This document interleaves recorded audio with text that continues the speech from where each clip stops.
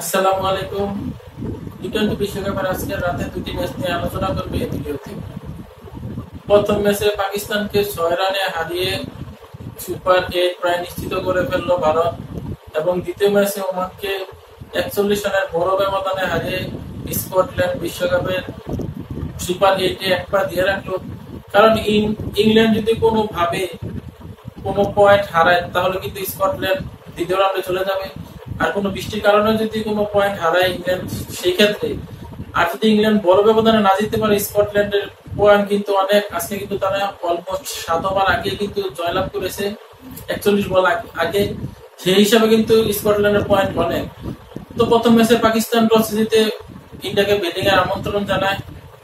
তো ইন্ডিয়া প্রথমে কিন্তু সুবিধা করতে পারেনি। রোহিত শর্মা 12 বলে 13 রান করে আউট হয়ে যায় প্রথম। বিরাট কোহলি 3 বলে 4 রান করে আউট হয়ে যায় নাসিম শাহ দুর্দান্ত একটা ডেলিভারিতে ওসমান খানের হাতে ক্যাচ দিয়ে। তারপর পুরো ওয়ানডাউনে নামা ঋষভ পান্ট, সে 31 বলে 42 রান করে প্রত্যেক 10 রানে কিন্তু সে একটি করে লাইট দেয়। তার যদি লাইট পাকিস্তানের ফিল্ডাররা না দিত, তখন কিন্তু পাকিস্তান ইন্ডিয়াকে 100 আগে অল আউট করার একটা সম্ভাবনা হতো। তো পাকিস্তান কিন্তু আজকাল ম্যাচটা যেভাবে হেরেছে খুবই বাজেভাবে, তাদের এই ম্যাচটা তাদের ভবিষ্যৎ প্রজন্ম যদি দেখে তখন কিন্তু বলবে এটা মনে হয় 99% ফিক্সিং করেছে। কারণ ম্যাচে যখন পাকিস্তান ব্যাটিং করেছে তো ওটার আপাশের, আমরা এখন আজকে যেহেতু ম্যাচটা দেখছি আমরা বলবো না, ভবিষ্যতে যদি কোনো সময় ম্যাচটাকে হাইলাইটটা দেখে তখন কিন্তু বলবে যে এরকম কিছু হয়েছে কি না কি। তো আশকার প্যাটেল 1 ডাউন 2 ডাউনে আসে, 18 বলে 20 রান করে। তাকে কিন্তু মূলত ইন্ডিয়া মারার জন্য পাঠিয়েছিল, যেহেতু আর্লি 2টা উইকেট পড়ে যায় রোহিত আর বিরাট কোহলি, এজন্য কিন্তু প্যাটেলকে পাঠানো হয়। তো প্যাটেল কিন্তু এই উইকেটে তেমন সুবিধা করতে পারেনি, বিশেষ করে মারার দিক থেকে। তাও কিন্তু সে 20টা রান করে যায়, ইন্ডিয়াকে উইকেটটা একটু ধরে রাখে।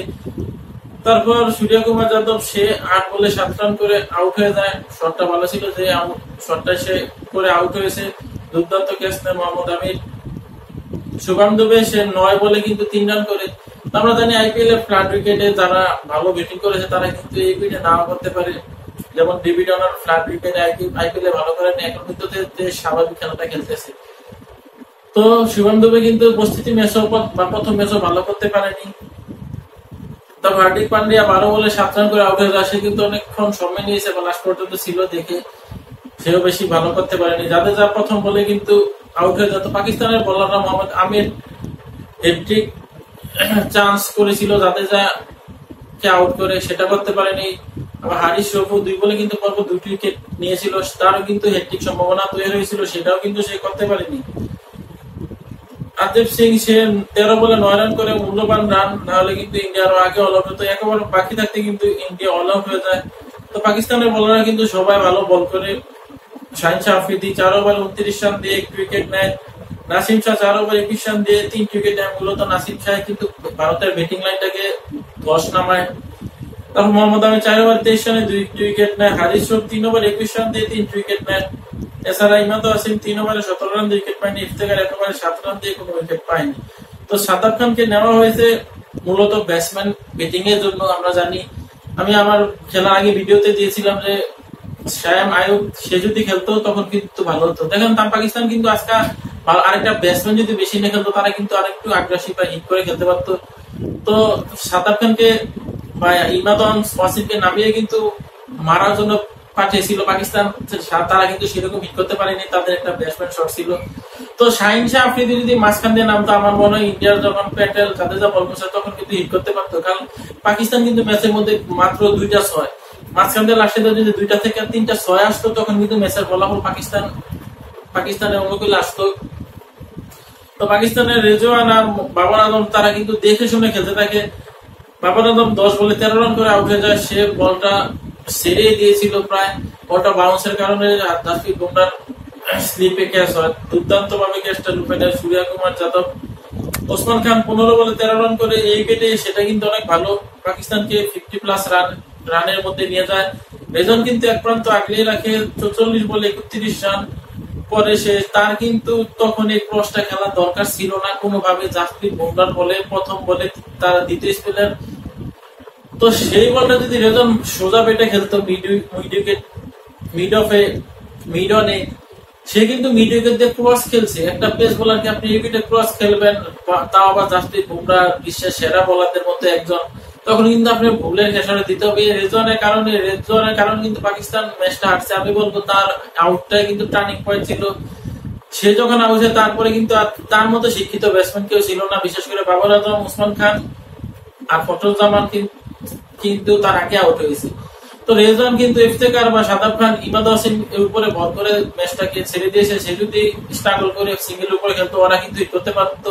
আমরা জানি পাকিস্তানের যে মূলত 4টা পেস বোলার তারা কিন্তু বিগ 6 মারতে পারে, বিশেষ করে রাশিদা নাসিম শাহ কিন্তু 4 বলে 10 রান নিয়েছে। তো এরকম একটা পেস বোলার যদি হিট করতো পাকিস্তান ইজিলি ম্যাচটা জিতে। যদি রেজওয়ান থাকতো বা ইফতেখার থাকতো এক সাইডে সিঙ্গেল নিয়ে, তখন কিন্তু ম্যাচটা জিততে পারে। তাদের কিন্তু আজকে এই ম্যাচের মধ্যে তাদের অনেক অভিজ্ঞতা ঘাটতি দেখা গিয়েছে। তারপর বাবর ফখরুজ্জামান, সে কিন্তু আগ্রাসী, প্রথম নেমে উড়াদুরা যাকে বলে সেভাবে পিটাতে থাকে, একটি ছক্কা একটি 4। তার এক সময় 5 বলে 12 রান। তো 8 বলে সে 13 রান করে আউট হয়ে যায়। তার সে দুর্ভাগ্যজনক, সে বলটা পুল করেছিল ঘুরিয়ে ফাইন লেগ দিয়ে, তো তার সেই বলটা ব্যাটে লেগে তার ঘাড়ে লেগে যায় বলটা। তারপর ক্যাচটা ঋষভ পান্ট উইকেট কিপার তার হাতে চলে যায়। তারপর ইমাদ ওয়াসিম সে টেস্ট খেলতে নামে, আমার মনে হয় 23 বলে মাত্র 15 রান করে একটি 4-এর সাহায্যে সে কিন্তু লাস্টে যে বলটা আউট হয়ে যায় সে কিন্তু লেগ সাইডে খেলতে পারতো। আমরা ট্যাপ টেনিসে খেপে যারা ছেলেরা খেলে দেখছি, ওয়ান সাইডের বল অফ সাইডে নিয়ে আসে, মানে আপনার লেগ সাইডের বলটা সে যে পাটা নিয়ে তারপর খেলতে গিয়েছিল। এরকম আরো উল্টা পাল্টা শট আরো কয়েকটা খেলছে ইমাদ ওয়াসিম, একদিন আগে বলছিল কিন্তু সে বিশ্বের সেরা অলরাউন্ডার। তাকে কিন্তু আমিও বলছিলাম যে ম্যাচের মধ্যে নিতে, সে কিন্তু বল ভালো করেছে। যেহেতু ভারতের অনেক ডানাতি ব্যাটসম্যান, তাদের কিন্তু ইমাদ ওয়াসিম ভালোই শাসাতে পেরেছে মূলত আজকে বল করে।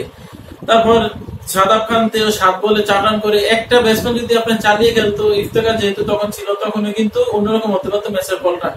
তারপর ইফতেখার 9 বলে প্রথমে 5 বলে 5 রান করে লাস্টে 4 বলে সে কোনো রান করে না, আউট হয়ে যায়। সে মনে হয় টেস্টের আরো কিছু খেলতে নেমেছে। জাসপ্রীত বুমরাহ 19তম ওভারে কিন্তু সে একটা বল লিক করে ছিলে দেয়, স্লোয়ার কাটার বাউন্সার যেটাই বলি না কেন, সে বলটা দেখতেছে এইভাবে যায়, চোখ দিয়ে তাকিয়ে আছে, তারপর বলটাকে ছেড়ে দেয়। মনে হয় সে টেস্ট খেলতে নেমেছে, বল ছেড়ে খেলবে, বল ছেড়ে তারপর আফসোস করে, তারপরে বল আবার ক্রস খেলে, তার থেকে আরো অনেক ভয়ঙ্কর বল তারপর ক্রস খেলে, তারপরে একটা বাজে শর্ট খেলে আউট হয়। সে যে বলটা আউট হয়েছিল এটা চোখ বন্ধ করে মারলেও মনে হয় পাকিস্তানের ব্যাটার নাসিম শাহ বা শাহিন শাহ ছক্কা মারতে মতো ফুলটাস বলে সে ক্যাচ দিয়ে চলে। মূলত ফিক্সিং যা বলে এই ম্যাচে কিন্তু তাই হয়েছে, এরকমই আভাস আমরা দেখতে পেয়েছি, কিন্তু এখনো সরতে পারিনি। পাকিস্তান তদন্ত করার দরকার, কারণ পাকিস্তানের ব্যাটাররা রেজওয়ানও কিন্তু ছটফট করেছে কোন সময় আউট হবে, সেভাবে যেভাবে ক্রস খেলেছে সে কিন্তু স্টাম্পের বাইরে দাঁড়িয়েছিল মূলত সুবিধা নেওয়ার জন্য। মোহাম্মদ সিরাজ কিন্তু তাকে থ্রো দিয়ে একবার তার গায়ে হিট করে। তারপর ইমাদ ওয়াসিম লাস্টে দেখলাম শাহিন শাহকে স্ট্রাইক দেওয়াতে সে দৌড় দিয়ে ক্রিজে আসলো না, বলটা যদি ডাইরেক্ট থ্রো লাগতো সে কিন্তু বাইরে দাঁড়িয়েছিল। ওসমান খানের একটা বল পান্ডিয়ার সাথে এরকম হয়েছিল, সেও ক্রিজের বাইরে ছিল। তো অনেক কিন্তু এরকম ফিক্সিং এর গন্ধ আমরা দেখতে পেয়েছি ম্যাচ দেখে। তো এটা পাকিস্তান ক্রিকেট বোর্ডকে তদন্ত করা দরকার। পাকিস্তানের ক্রিকেটার কিন্তু উপর দিয়ে ফিটপাট, ভিতর দিয়ে সতর্ক, তারা কিন্তু ভিতরে অনেক কিছু করতে পারে, এটা আমার মনে হচ্ছে এই ম্যাচ দেখে। কারণ পাকিস্তানের অনেক ভক্ত সমর্থন আছে, তাদের উপরে কিন্তু ক্ষিপ্ত। গত ম্যাচ তারা বাজেভাবে হারার পরেও কিন্তু আজকে তাদেরকে সাপোর্ট করেছে, তো তারা কিন্তু তার প্রতিদান দিতে পারেনি। তারপর নাসিম শাহ কিন্তু তার কাজের কাজটা করেছে, লাস্টে 4 বলে 10 রান নিয়ে কিন্তু আর একটু হলে সে ম্যাচটা প্রায় ড্র করে ফেলতো আফগানিস্তানের সাথে। কিন্তু সে লাস্টে 2 বলে 2টা ছক্কা মেরে হিসাবে একবার ম্যাচ জিতেছে, তারপর আরেকটা ম্যাচও জিতেছিল। সে কিন্তু আজকে সে পর্যায়ে চলে গিয়েছিল। তো ইন্ডিয়ার বলাররা মূলত সবাই ভালো বল করেছে। আদেব সিং 4 ওভার 31 রান দিয়ে একটি উইকেট প্রথম দিয়ে সে নিয়েছিল। মোহাম্মদ সিরাজ 4 ওভার 19 রান দিয়েছে, সে কিন্তু পাকিস্তানের ব্যাটারদেরকে বেঁধে রেখেছিল। জাসপ্রীত বুমরাহ 4 ওভারে 14 রান দিয়ে 3 উইকেট নেয়। মূলত বুমরাহ কিন্তু পাকিস্তানের ব্যাটারদের বেশি ভুগিয়েছে। হার্দিক পান্ডিয়া 4 ওভার 24 রান দিয়ে 2 উইকেট নেয়। জাদেজা 2 ওভারে 10 এবং প্যাটেল 2 ওভারে 11 রান দিয়ে 1 উইকেট নেয়। প্যাটেলের উইকেটটা কিন্তু অনেক কার্যকরী ছিল। অন্য ম্যাচে কিন্তু ওমান 150 রানে একটা ভালো ইনিংস করে। তো স্কটল্যান্ড আমরা জানি প্রথম ম্যাচে ইংল্যান্ডের সাথে তারা 10 ওভারে 90 রান নেয় বিজয় করে, তারা কিন্তু এবার ভালো ফর্মে আছে। এই রান কিন্তু তারা 153 রান করে মাত্র 13 ওভার 1 বলে। তো স্কটল্যান্ডের যেই পয়েন্ট, সেই পয়েন্টে যদি ইংল্যান্ড কোনো ম্যাচ কম ব্যবধানে জয়লাভ করে, আর স্কটল্যান্ড যদি অস্ট্রেলিয়ার সাথে কম ব্যবধানে হারে, তখনও কিন্তু স্কটল্যান্ড সুপার 8-এ চলে যাবে, ইংল্যান্ড সুপার 8 থেকে বিদায় নেবে প্রথম রাউন্ডে থেকে। তো স্কটল্যান্ডের জন্য শুভকামনা জানাই, কারণ তারা কিন্তু এবারে বিশ্বকাপে 3 ম্যাচ খেলে অপরাজিত, এখনো তারা পরাজিত হয়নি, 2টি জয়, একটি ইংল্যান্ডের সাথে ড্র করে 1 পয়েন্ট নেয়। তো আজকের মতো বিদায় নিচ্ছি, আগামীকাল বাংলাদেশের খেলা সবাইকে দেখার আমন্ত্রণ জানিয়ে এবং বাংলাদেশের উইনিং কম্বিনেশন ধরে রাখার জন্য বা উইনিং ম্যাচের ফলাফল উইনিং এ যে থাকে এই আশা ব্যক্ত করে আজকের মতো বিদায় নিচ্ছি। এআই শরীফ, খেলার গল্প। আল্লাহ হাফেজ।